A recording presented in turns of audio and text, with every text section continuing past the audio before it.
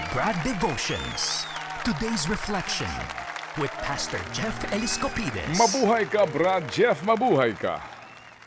Mabuhay ka, Ted. At siya, good morning po sa ating mga taga-subaybay. At Raquel, pray natin yung asawa mo at yung kondisyon. Oo. At yan nga po, no, araw-araw na kanya pong pinapasan, pero kita mo naman, no? Oo, yung kanyang pagtanggap sa katotohanan. Yes. At hindi siya nasiraan ng loob, bagkus ay lalo pa pong nagsisipag.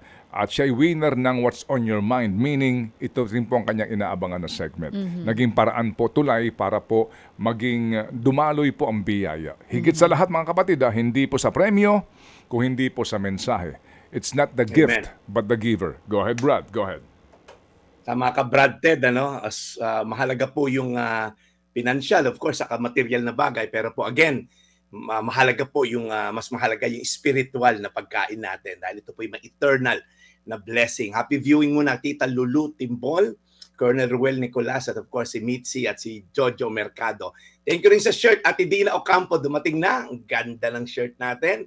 So, pinag-uusapan po natin yung waiting time. Naranasan niyo na po ba yung ang tagal niyong maghintay? Yung parang nanghina ka na or sa mga iba naman may edad ka na or malabo na, yung mga matupad pa yung pangako sa iyo ni Lord. Parang imposible na kumbaga. So tingnan natin yung buhay na tong babae na to na umasa sa Diyos hanggang sa huli. Makita natin si Sarah. Ito po yung asawa ni Abraham. Siya po ay lagpas na sa pagkakaroon ng anak.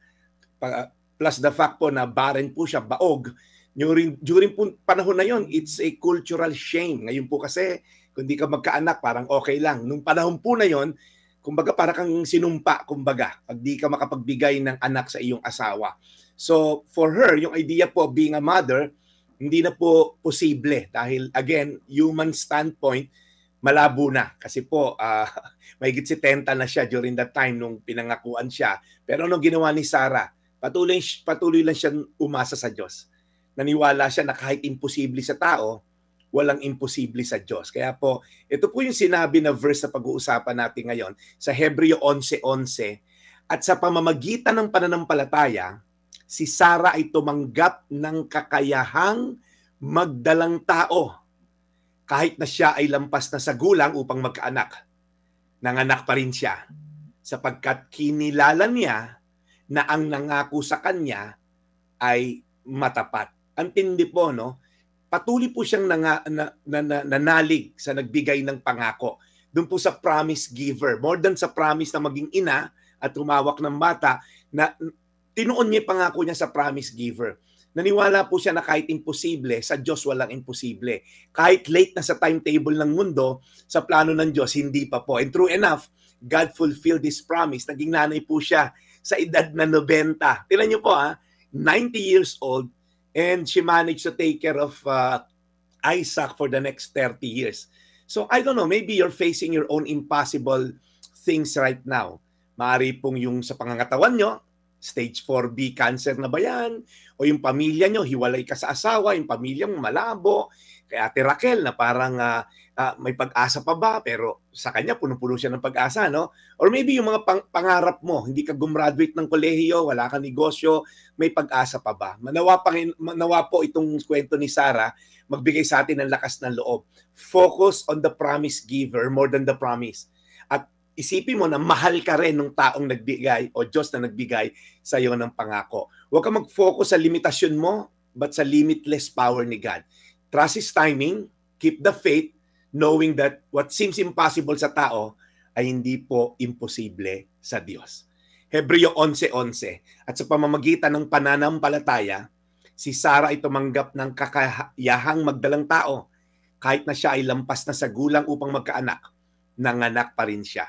Sapagkat kinilala niya na ang nangako sa kanya ay matapat. Panginoon, salamat po sa kwento ni Sarah. Bagamat imposible, bagamat sa mata ng tao, wala ng pag-asa, siya ay tumuon sa iyo na ikaw ang Diyos of impossibilities. You can make impossible things possible. At Lord, ang dami na namin na witness na ganyang testimonya at nakita namin, Lord, yung kabutihan mo at yung faithfulness mo. Kaya Lord, sa mga taong nangangarap, nananalangin ng pagbabago sa kanilang sitwasyon, whether financial, physical, emotional, relational. Lord, hipuin mo sila, bigyan mo sila ng panibagong pag-asa ng itong mundo na to, maaari may limitasyon, ikaw walang limitasyon. Salamat sa iyong kabutihan sa pangalan ni Jesus. Amen. Amen. Lord, muli kaming dumudulog sa inyo today para po ninyo alagaan at pagalingin po si Brad Jeff Eliscopides sa kanya pong nararamdaman, sa kanya pong paglakad.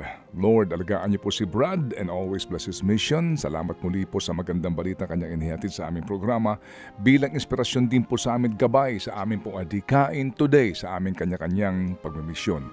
Alagaan niyo po ang mga tulad ni Raquel at lahat po ng mga may inaalagaan, lahat po ng mga ina ng tahanan. Lord, kayo pong bahala sa kanila.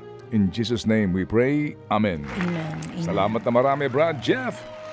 Thank you. So far naman, nakakalakad-lakad ka na ng maayos-ayos. Meron ka ng mobility.